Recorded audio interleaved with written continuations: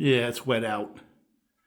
Even though the sun's out, there's ice and mud. It's slippery. There's water running down the road on top of ice, and there's mud on top of that. It's just a nasty mess right now. And I like coming up and working those tops. I need an excuse to run chainsaws, so I come up and do that kind of thing. And Bob pretty much kicked me into the small saw mentality because I really can't go out and do felling right now. So my 572s and the 390 project saw on the back burner for a little bit. And got that little clone saw that I got, the generic chainsaw branded chainsaw. And the 492 Shindaiwa. That's a nice little saw. And when I was running those, of course, harking back to these right here, I have a couple of this early generation Husqvarna small saw.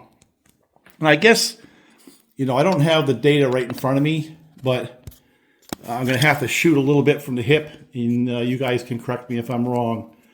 But somewhere around 1979, the same year that I have that 61, Husky introduced the 44, and it was basically the tank handle concept where the gas goes here and the bar oil goes in the case, that basic format, which endures today.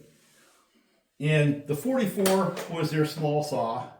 I'm going to say a pro level, but we'll just call it a small saw.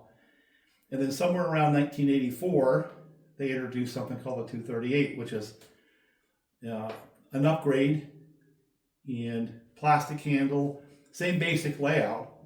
But the 238, 38cc closed port cylinder was a screamer. And that's what I have right here. This is despite what the cover says, this is a 238. And this happened to be the first hot rod saw that I think I built in this class. This one here has, my tweaks from almost 20 years ago now. But it runs really well. So the 238 held down that spot in the marketplace for Husky until somewhere around, I'm going to say like 87. And they replaced it with a 242, which is what this one is.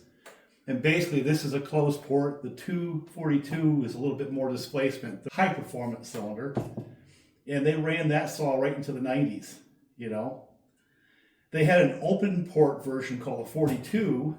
They introduced roughly that same time period.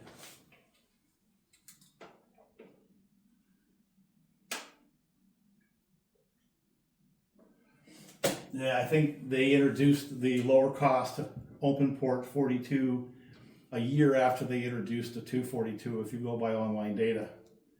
But that basic saw chassis continued. And they also had a 246 at some point, and that was a little bit more displacement, also open port, and the 242 being the hot rod. I'm going to focus on those two saws right now. And I have a box full of parts, and I actually have both a 42 and a 246 top end, so I can show you that in a different video. And but these things, they ran good. So I want to detail out these. Now that you got a little bit of background on these saws, and I'm amazed at how well they run. I mean, even for today's standards, the 242 and the 238 were high performance chainsaws. They really were.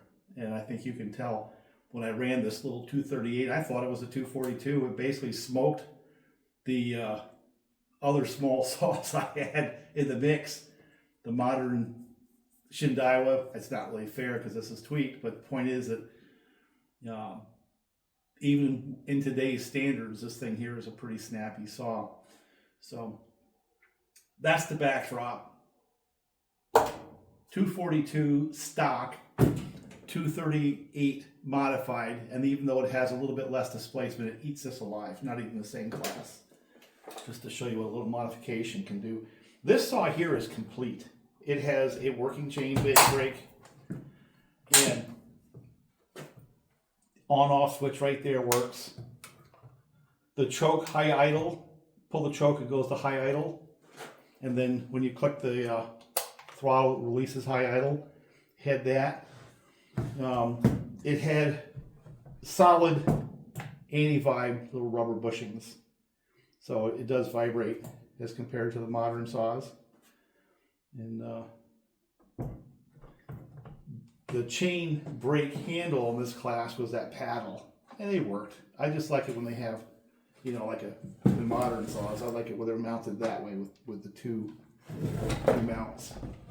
But they're basically a good saw.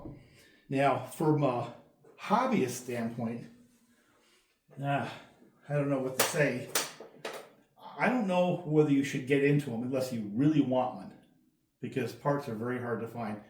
I have a box of 238 rings, you know, but trying to find a good piston for the 238 is very hard. Now, there's a lesson in that. Part of the reason why you don't see a lot of them is because they were a high RPM saw. And I'm going to transition just a little bit into the 550 because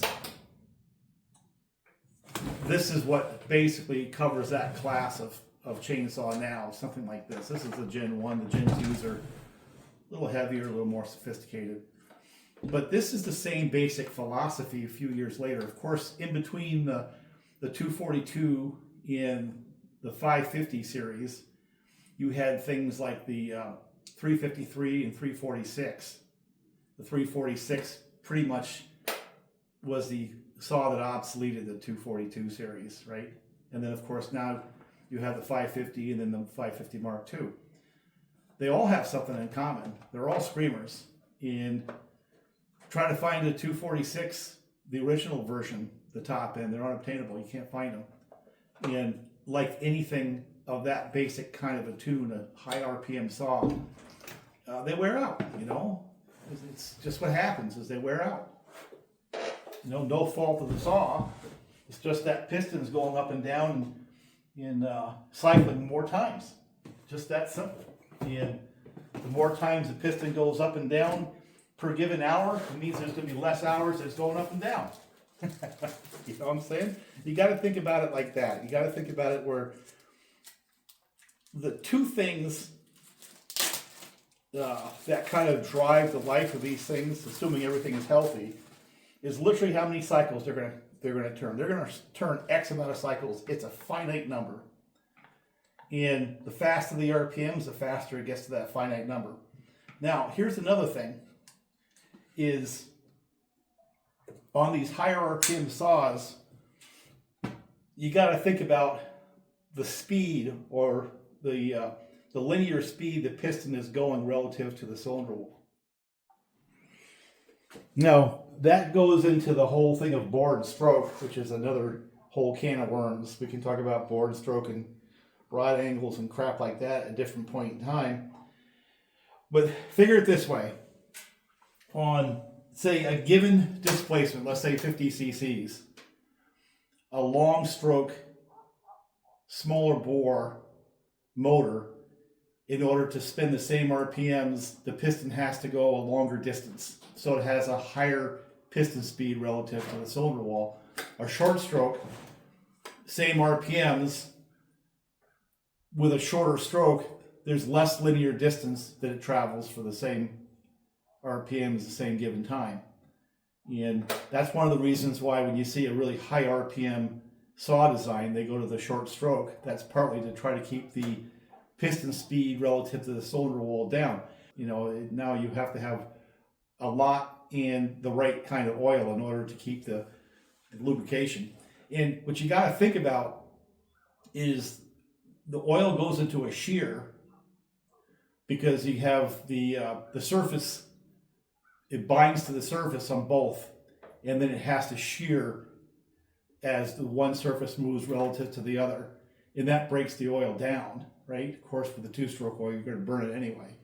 But there's a point if the piston speed goes too high, basically the oil is no longer capable of doing the lubrication. And not just the lubrication, but the heat transfer. Because the two things that happen with a piston, or three things, I guess, obviously the the compression and the combustion that pushes the down and pushes on the crankshaft. But it also has to take the heat which is absorbed through the crown and dissipate it through the cylinder wall. And of course it has to have enough clearance with the right oil that when the piston begins to get warm, when it expands, it doesn't expand to the point where it sticks in the cylinder wall, yet it can't be so small that you can't get compression, it rattles and falls apart. So there's a blend. You'll notice, and this is going to get off into the weeds, but most of the pistons actually have a little bit of a taper. And the reason why they have a taper is because there's more material up at the crown. I don't know if I've got a piston around here somewhere. I'm sure I do.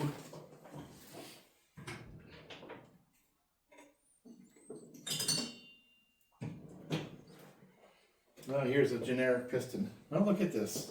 See if anyone can figure out what that's about. But basically, having more material up here at the crown, that's going to expand further per given change in temperature than the skirt down here. So typically you'll have the skirt be a little bit larger in diameter than the crown. That's just because you're dealing with the expansion and the differential of the geometry of the thing as it gets a little bit bigger. But that's off into the weeds. You add heat, you factor in the ability for the piston to shed heat because it's picking up temperature, right? It's got to get rid of that temperature. The ring is the main path to rid the piston of that temperature. Of course, the rest of it is as well. So you're adding heat to the piston, which adds heat to the oil. You add speed of the piston relative to the cylinder wall, and it gets to a point where the oils no longer can lubricate. And there is a point of diminishing returns. You can get to a certain RPM, a certain surface feet per minute, and things begin to fail, in a shorter period of time than at a lower feet per minute with less temperature. That's just physics, right? So a couple of numbers to think about is 4,000 feet per minute is a good safe number for a high performance saw. But going back to these saws, yeah, they're short stroke. Pretty much any chainsaw is a short stroke design as compared to, say, a motorcycle. A motorcycle is usually pretty square, but they're running a lot less RPMs. Let me throw a couple little things in there. A 572 is a longer stroke design than a 372, which is a longer stroke design than a 272. So Husky went to the RPMs of like a 272, 52 millimeter piston, and then they went to a 50 millimeter piston for the same basic displacement on the 372. So the 572 piston on the same 10,000 RPMs or say 13,000 RPMs, the linear distance is a lot more than a 372, which is a lot more than a 272. Just trivia. So it's physics. Unless you have a better oil, the old 272 short stroke top end that runs the same basic RPMs is going to have less linear distance traveled in the same period of time as either a 372 or a 572. So that's one of the reasons why some of those old saws just last. It has to do with some of the basic physics of the geometry of the motor design.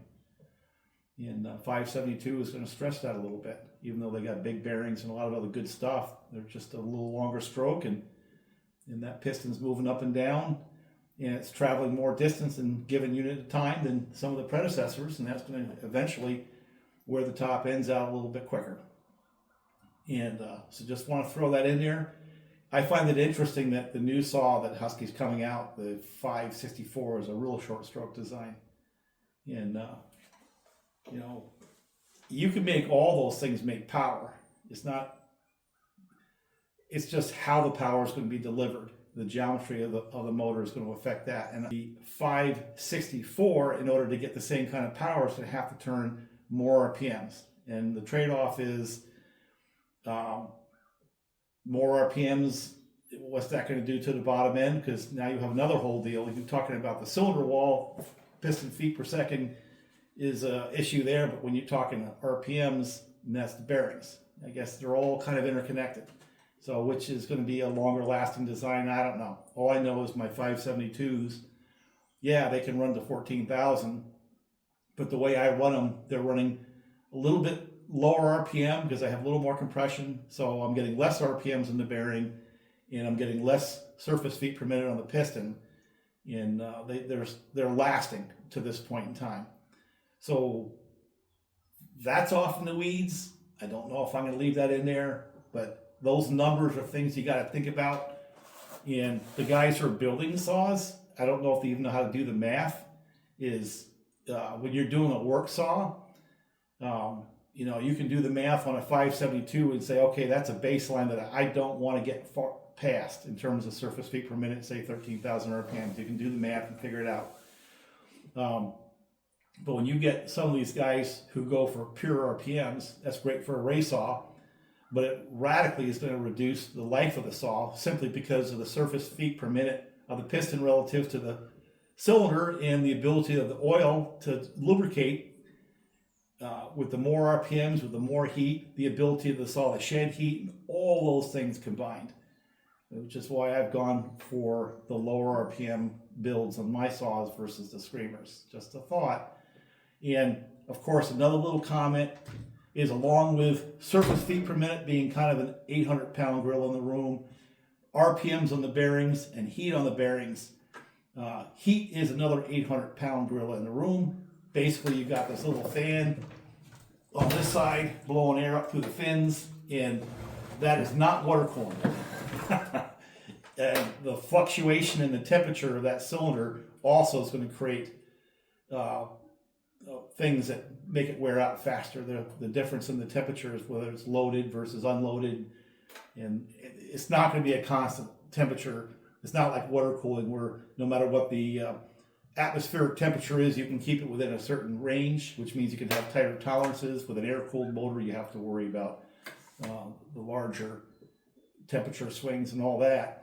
And really the ultimate deciders on how much power you can build into a work saw and expect it to last a very long time. Number one is the heat. How much heat can you get rid of, and can you build a saw where when it's being worked in a normal situation on a typical work day, is it shedding heat fast enough not to have accelerated degradation? That's number one. Right along with heat is RPMs, the ability of the bearings to handle both the heat and the RPMs. And of course, that is affected by what kind of oil you have. And then also relative to heat is the surface feet per minute, because that's going to affect how much heat that thing's making, that you have with your basic bore and stroke and the RPMs you're running. All that stuff comes together. Heat being an absolute limiting factor. I mean, if you can't rid the heat, the saw's going to get hot and stick.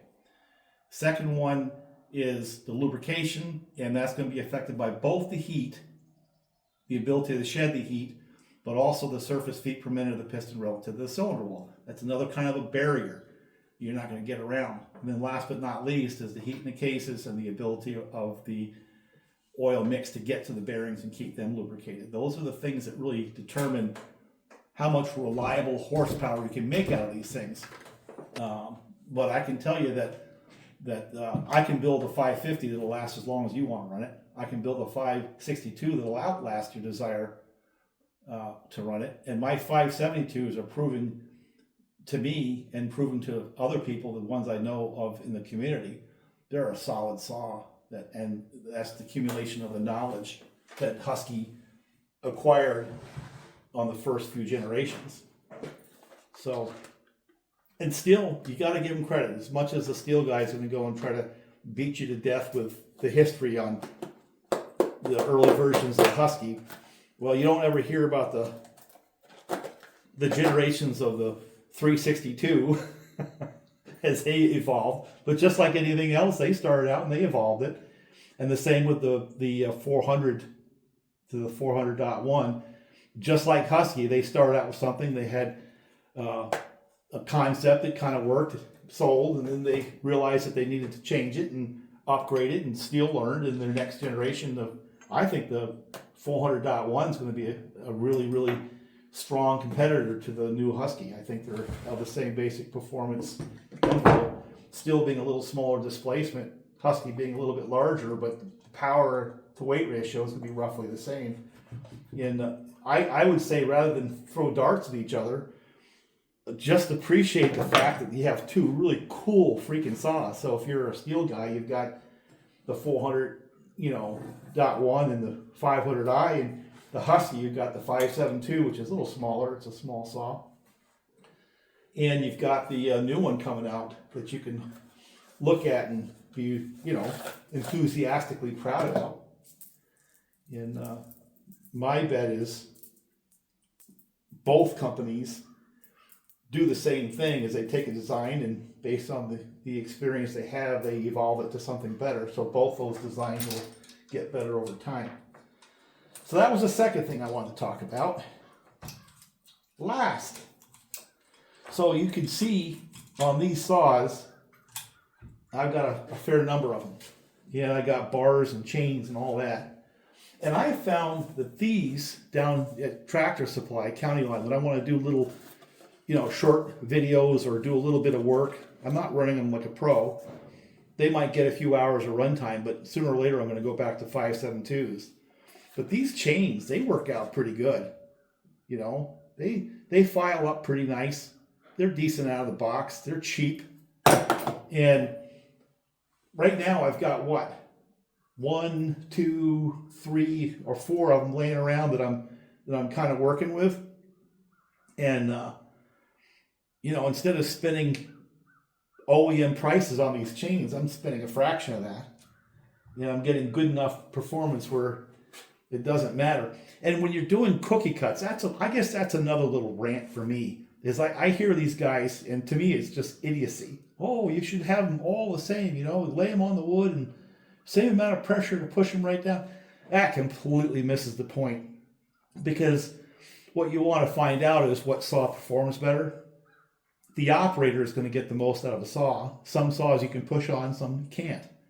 And having the operator have the latitude to operate the saw to get the most out of it means that the way he operates the saw is going to be determined by the power delivery, the ability for that saw to pull the chain. Some of them you can lug into the log, and some of them you have to let them, self-feed, and you're not going to see the difference in how that power is delivered if you have somebody trying to standardize how the cut is and the amount of weight on the cut and all that crap. All that does is say, okay, at a given chain speed,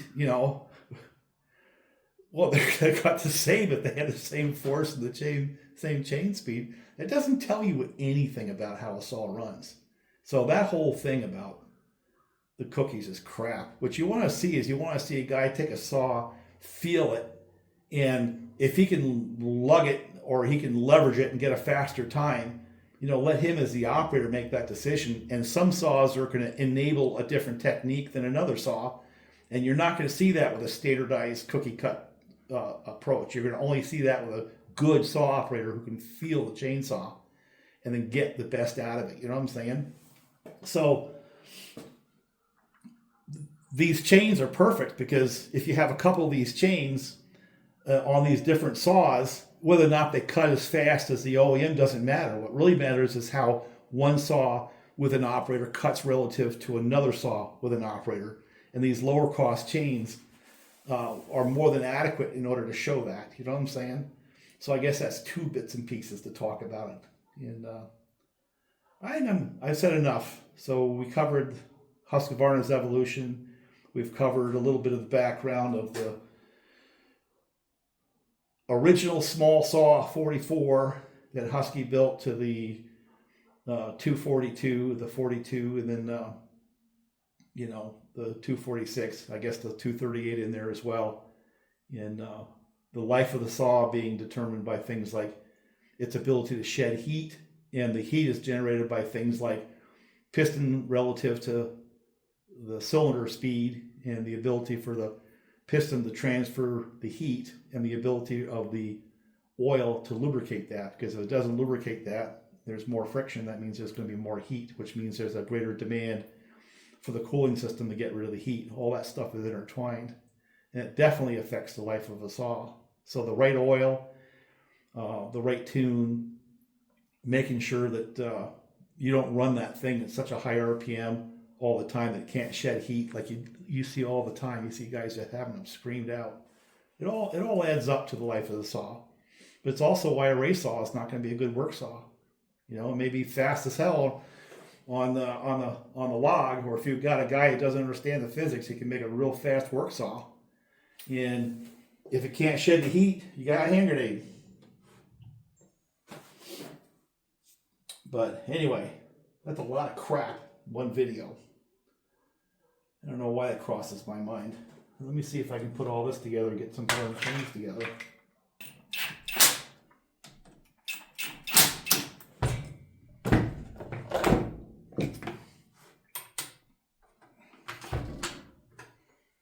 Boy, it's too tight. One thing I can tell you about those Bowers things, man, they make a lot of power.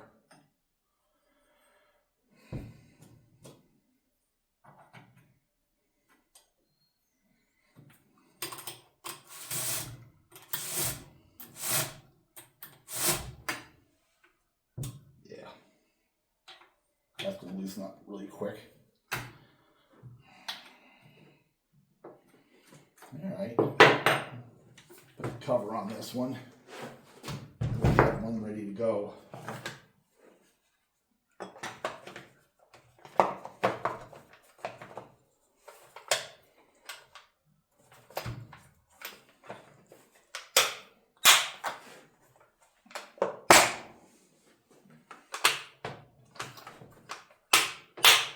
I like those snaps instead of screws on these. So you get a lot of convenience factors on these newer Huskies.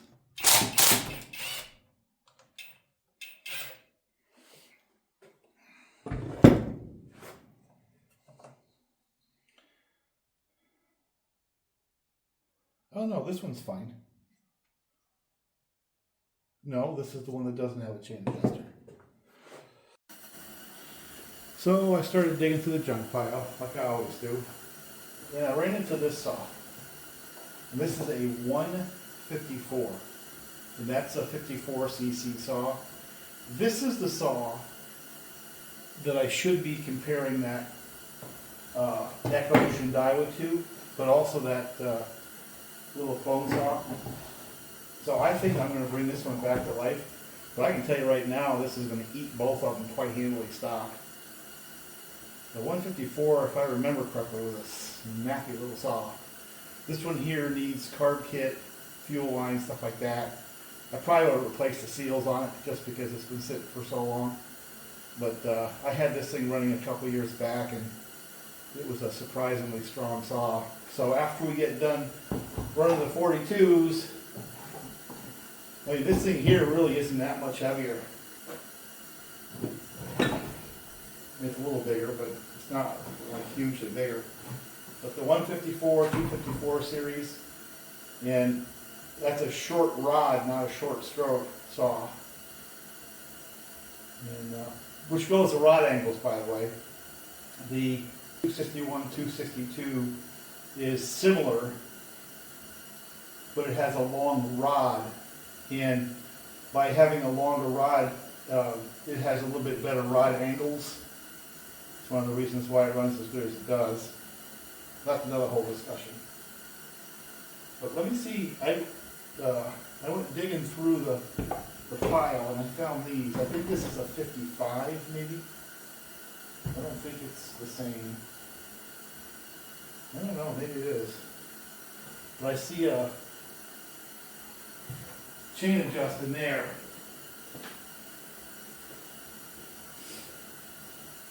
That's a small mount, that's a small mount, and they kind of standardize on bits and pieces. That would be my hope. So I'm going to run this out and see if I can't make it work. I need that piece inside. Let me see if I get it. By the way, Makita makes a really good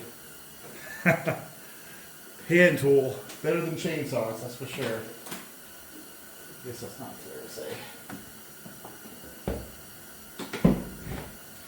Alright, let's see if we can get this thing out of here.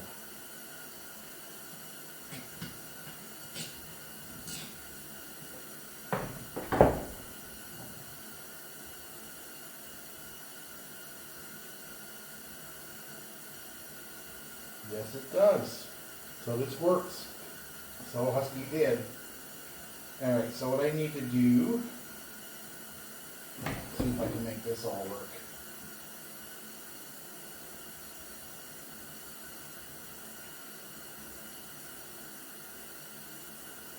You know, it's funny. I think I remember this. I think I actually had taken this chain adjuster off this saw to make my 254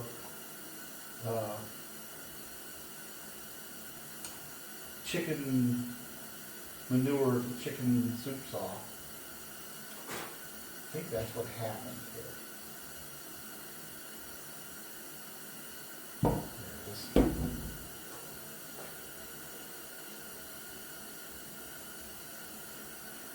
This is yet another case of I've got so much stuff,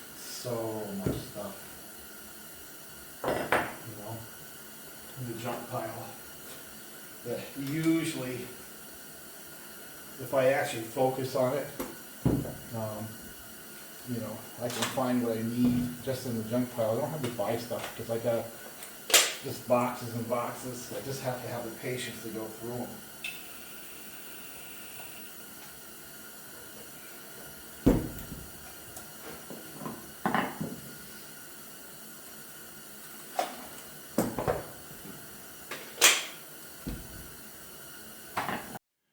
Well, I'm running out of daylight pretty quick. I've got the 238 and the 242, regardless of what the covers say. The 238 being a little bit of a hot rod, that one. And then that's a stock 242. And if I have time, I'll run the 550. But let me see if I can just get them started and just do a couple cookies, and then I have enough to do a video. Start with the 550. I had a rather large slug of water in the gas, so I'm going to run it because I need to keep sucking that through. The log diameter is pretty consistent from here to about there, so I have enough log. Probably help if I pumped it up.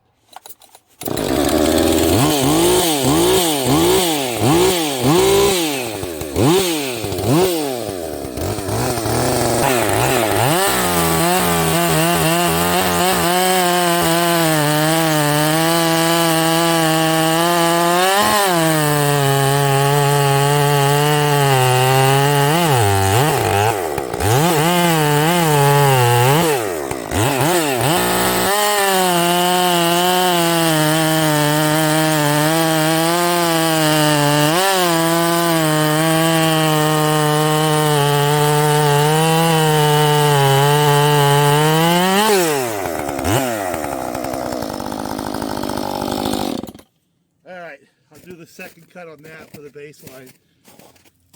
Takes a little bit on those to get going. So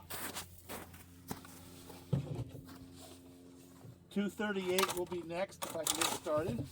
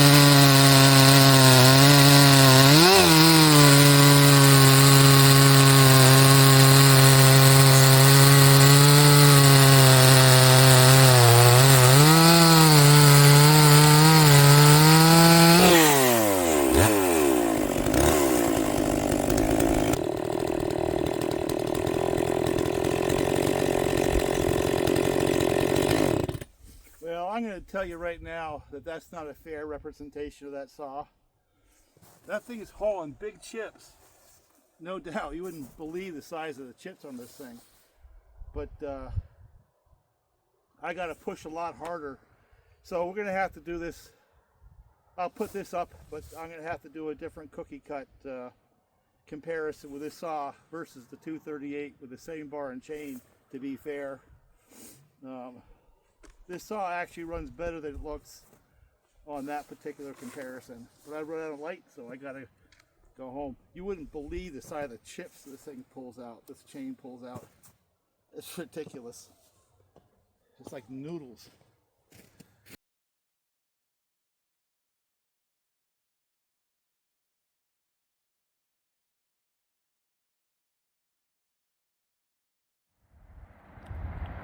Same place, CP286, and that's I003 on the right hand side in the background. We just saw him, and I'm not sure which train this is that's coming out of the north side of DeWitt Yard heading west, and we're roughly CP286.